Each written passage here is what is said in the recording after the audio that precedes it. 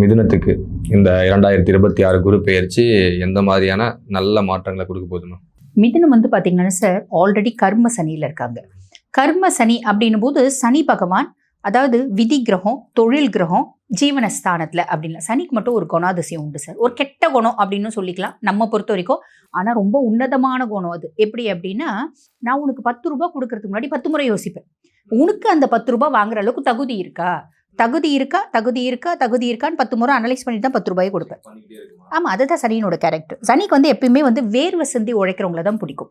ஆனால் இந்த மிதுன ராசி பீப்புள்ஸ் வந்து பாருங்கள், எப்பயுமே வந்து ஸ்மார்ட் ஒர்க், இவங்க வந்து ஹார்ட் ஒர்க்கை ப்ரிஃபர் பண்ண மாட்டாங்க. ஆல்வேஸ் ஸ்மார்ட் ஒர்க் அப்படின்னு சொல்லலாம்.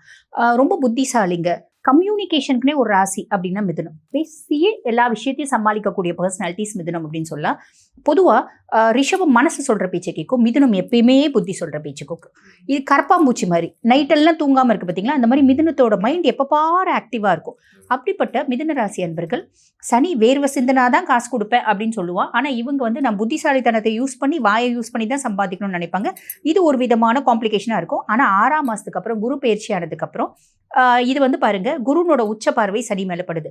அப்போ சாமி, நீ எந்த வேலையான செய், நீ ஸ்மார்ட் ஒர்க்கான செய், ஹார்ட் ஒர்க்கான செய், என்ன மன பண்ணு, உனக்கான வருமானத்தை நான் கொடுப்பேன் அப்படின்னு சனி வந்து இறங்கி வந்துடுறாரு. வருமானத்தில் கிளியர் வருமானத்தில் கை வைக்க போறதுல கிளியர். அதுக்கும் மேலே அவர் நல்லது செய்யக்கூடிய பொசிஷன்ல தான் இருக்கா. தொழிலில் மேன்மை முன்னேற்றம், அலைஞ்சு அலைஞ்சு அலைஞ்சு அலைஞ்சு சம்பாதிக்கிற மாதிரி இருந்திருக்கும்.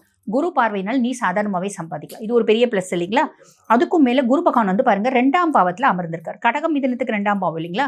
தன குடும்ப வாக்குஸ்தானத்தில் முழு சுபர், ப்ரஹஸ்பதி, தேவகுரு.